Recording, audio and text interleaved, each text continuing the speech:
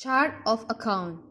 Setiap perusahaan pasti pernah memiliki masalah dalam hal pencatatan transaksi, khususnya untuk para pemilik usaha ataupun perusahaan kecil.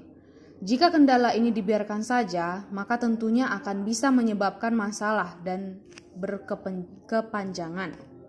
Untuk itulah perusahaan atau pemilik usaha harus membuat dan memahami pengertian bagan akun atau COA yang disebut dengan Chart of Account.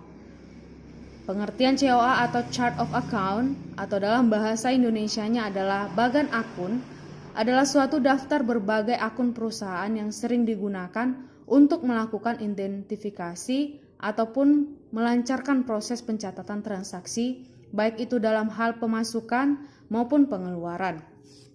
Selanjutnya, seluruh catatan transaksi ini akan digabungkan dalam jurnal umum. Setiap perusahaan mampu mengatur setiap bagan akunnya sendiri sesuai dengan apa yang mereka inginkan. Itulah alasan sebuah perusahaan atau pemilik usaha harus melakukan pembuatan kode akuntansi atau chart of account.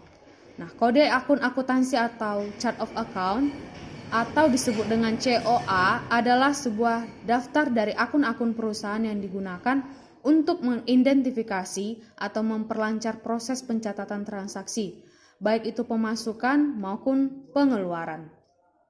Nah, nantinya seluruh pencatatan transaksi tersebut akan direkap ke dalam jurnal umum. Setiap perusahaan bisa mengatur bagan akunnya sendiri sesuai dengan yang dia inginkan. Dengan adanya chart of account, sebuah perusahaan dapat mengatur atau mengubah sendiri alur dan tataan bagan akunting, ya disebut dengan sistem akuntansi perusahaannya. Nah, bagan akun selalu ditandai dengan simbol numerik sebagai penanda ada perbedaan di setiap jenisnya.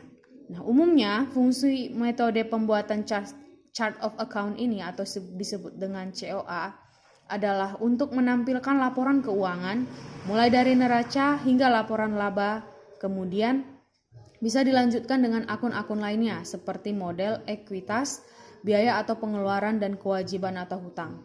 Manfaat-manfaat metode pembuatan chart of account atau COA ini adalah catatan-catatan atau data yang ada lebih mudah dikontrol, dibandingkan dan dianalisis dengan tepat yang dapat digunakan oleh pengguna bersangkutan dalam mengambil keputusan.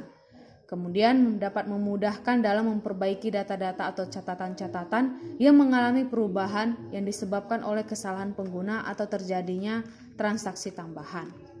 Mempermudah dalam pemrosesan hasil-hasil catatan atau data yang telah diperoleh dan pemrosesan tersebut akan lebih terkontrol dengan baik. Memudahkan dalam penyusunan sebuah pelaporan, memudahkan dalam membaca laporan sehingga pihak yang berkaitan dapat mengambil keputusan dengan mudah dan tepat. Nah, syarat pembuatan chart of account atau COA adalah sebagai berikut, dan yang hal perlu diperhatikan dalam membuat kode atau akun akuntansi adalah sebagai berikut. 1. Nomor harus unik, artinya setiap nomor hanya digunakan untuk satu akun perkiraan saja. 2. Akun perkiraan dimasukkan ke dalam kelompok atau subkelompok. Contohnya kas, piutang, dan peralatan dimasukkan ke dalam aktiva lancar. 3. Perkiraan yang berkaitan hendaknya disusun dengan berurutan. Contohnya piutang dagang dengan piutang-piutang yang lain. 4. Penomoran diusahakan tidak terlalu ketat. Alasannya akan memudahkan jika terjadi penambahan sejumlah akun baru. Contohnya seperti kelompok beban diberi nomor 600.605 di beban akuntan, 610 beban lainnya. Jika terjadi penambahan dapat disisipkan antara 605 sampai 610.